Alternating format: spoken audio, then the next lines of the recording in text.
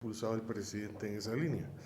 Primero, haber solicitado la prórroga del mandato de la Comisión Internacional contra la Impunidad y, como representante del Estado, sumarse al gran diálogo nacional por la reforma de la justicia. Veo algo peligroso de que se mezcle esta convocatoria a la reforma del sector justicia con una posterior convocatoria a mesas de diálogo nacional donde supuestamente van a salir las soluciones a los problemas nacionales, cuando se ha hecho énfasis precisamente que el sistema de diálogo con relación a las reformas de justicia debe centrarse únicamente en el sector justicia.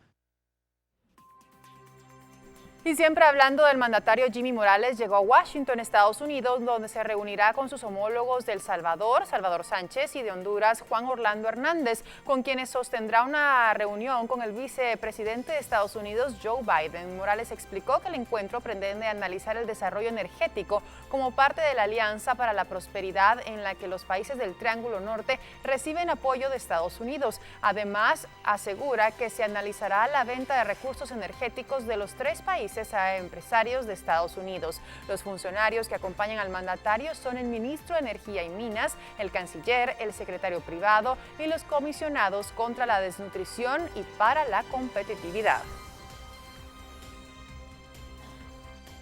Seguimos con la información. Tras la suspensión definitiva de la búsqueda de 24 desaparecidos tras el derrumbe en el relleno sanitario de la semana pasada, vuelven las labores a reiniciarse. Se descargan los desechos en el basurero de la zona 3, y esto luego de que los mismos fueron trasladados temporalmente a los vertederos de Villanueva y Amatitlán, en la ruta al Pacífico, y de Guastatoya en el Progreso. Aquí tenemos el reporte.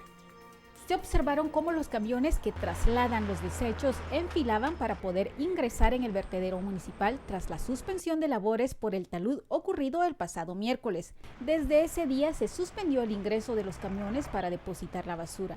Ante esa situación, también suspendieron el servicio en la recolección de basura en los domicilios, porque no había dónde dejarlo. El ingreso era riguroso por la alta presencia de trabajadores municipales. En los alrededores se observó cómo los mineros habían recolectado objetos para reciclaje. El colapso de las terrazas de basura en el vertedero municipal fue por los espacios vacíos y que se sumó las fuertes lluvias que dejó 4 muertos, 24 desaparecidos, entre ellos 7 identificados. 6 son guajeros y un policía municipal.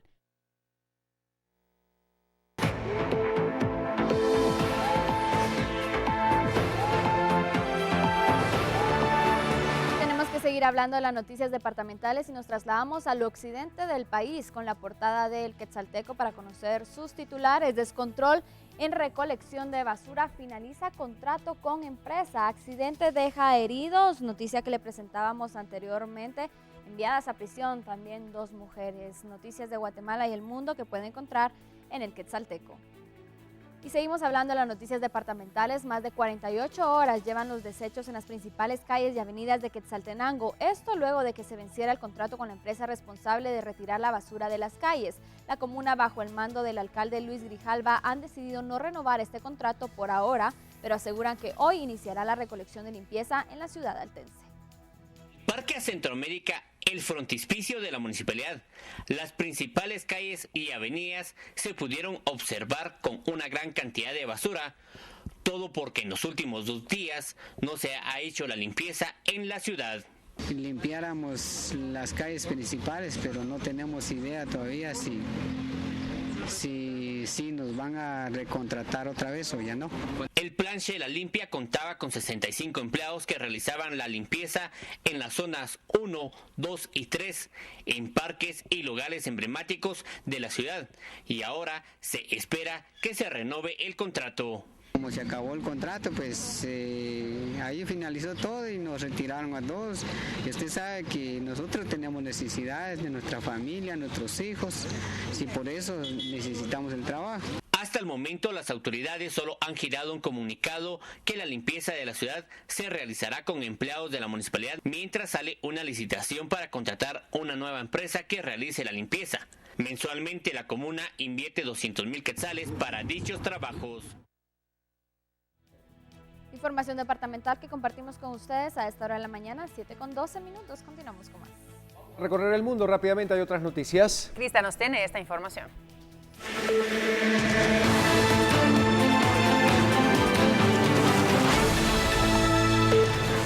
Seguimos compartiendo las portadas del mundo y ahora nos vamos a Brasil a destacar lo que dice O Globo esta mañana en sus titulares más importantes. Vemos allí que está batallando el impeachment, el procurador que acusa a Dilma Rousseff de contabilidad destructiva. Entre otras noticias, también vemos en portada la llegada de este primer crucero de Estados Unidos a La Habana, Cuba, entre otras noticias de economía. Por ejemplo, comprar dólares es más caro allí en Brasil. Estos son algunos de los títulos más importantes para este martes.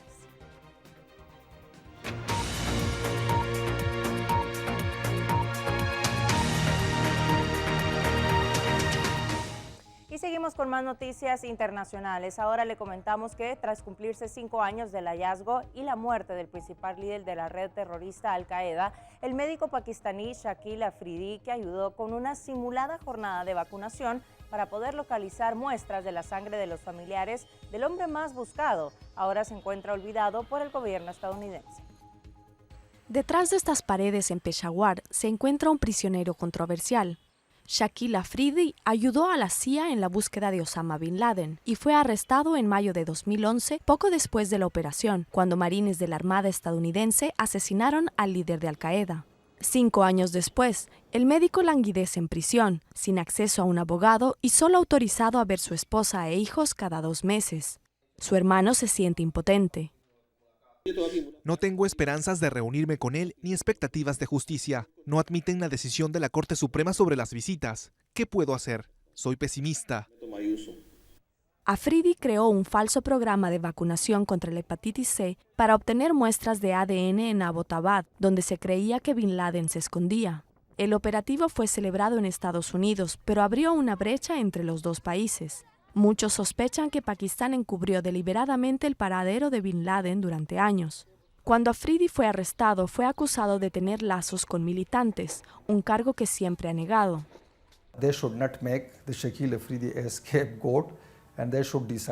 Creo que esto es más político que un caso basado en crímenes o alegaciones.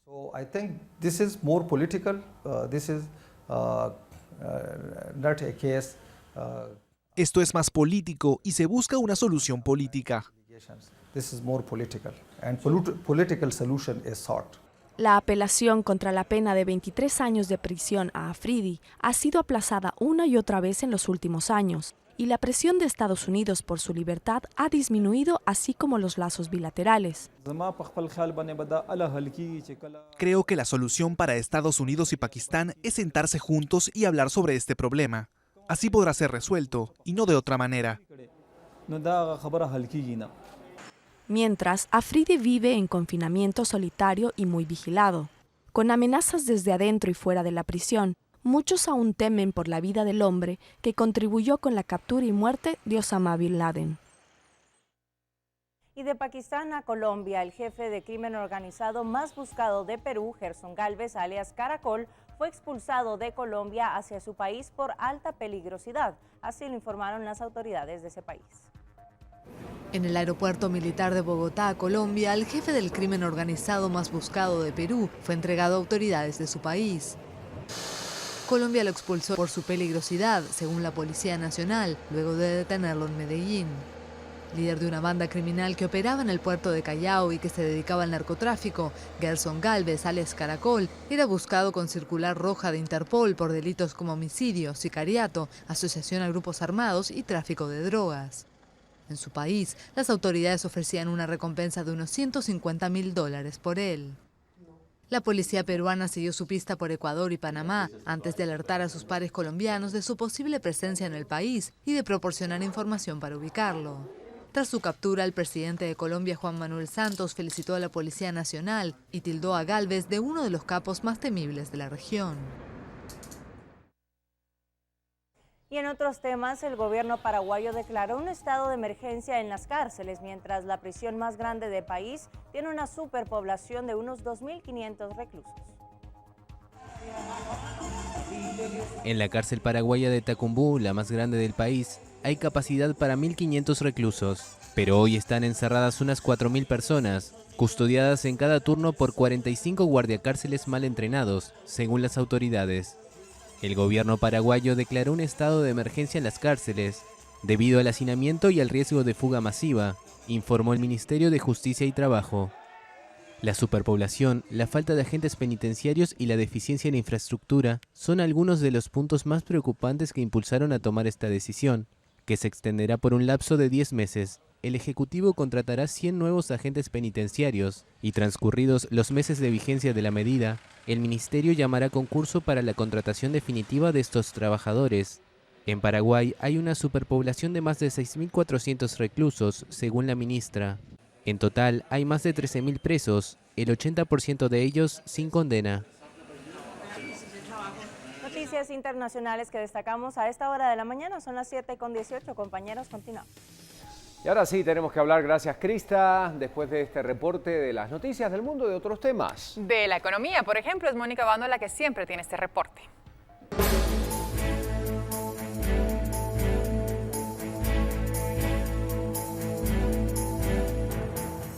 Buenos días. Hoy en el segmento económico les informamos que la inflación de marzo se vio afectada por el incremento del agua en Villanueva, según el índice y el Instituto Nacional de Estadística. El agua potable tuvo un incremento de 0.12%, siendo el servicio que más influyó en el índice de precios al consumidor, ya que subió de 56 quetzales a 128.50 quetzales en promedio, de 30 a 20 metros cúbicos de febrero a marzo. ¿Por qué influyó tanto en la inflación, que ya se encuentra en 4.26%? Esto se debe a que el agua tiene una importancia bastante fuerte entre los 441 productos y servicios que integran dicho índice. En 1.35% a nivel república, el incremento que se registró es 17.68%. Es importante destacar que la ciudad capital no sufrió variaciones. Tras las protestas por el incremento del precio del agua en el municipio vecino, que es uno de los más poblados del país, este quedó fijo y se reflejó en la inflación. Otros gastos básicos que tuvieron incrementos fueron la gasolina superior, los servicios de viaje, todo incluido fuera del país, mientras el tomate, la papa, la cebolla reportan disminuciones de precio en el mes pasado. En el resumen internacional, la firma de libre comercio entre Estados Unidos y la Unión Europea depende de garantías sobre ecología y sanidad, mientras DuPont eleva previsiones para el 2016 considerando la fusión en Dow Chemicals. Además, los beneficios de Procter & Gamble suben en la reducción de costo y venta de Duracell. El tipo de cambio es 7.74 el dólar y 8.71 el euro. Recuerde seguirnos en Twitter, soy Mónica Bando, y si quiere economía en su hogar y televisión, está en el lugar correcto.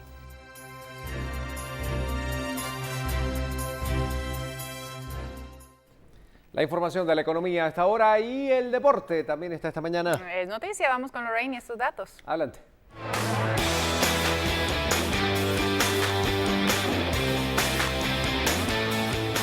Noticias del deporte nacional, destacamos que el pentatleta Charles Fernández viajará esta semana a Estados Unidos, donde disputará la final de la Copa del Mundo de Pentatlón en Sarasota. Además, el fondista estadounidense de padres guatemaltecos, Carlos Trujillo, ganó el maratón de Eugene en Oregón y logró la marca para participar en los próximos Juegos Olímpicos. Veamos.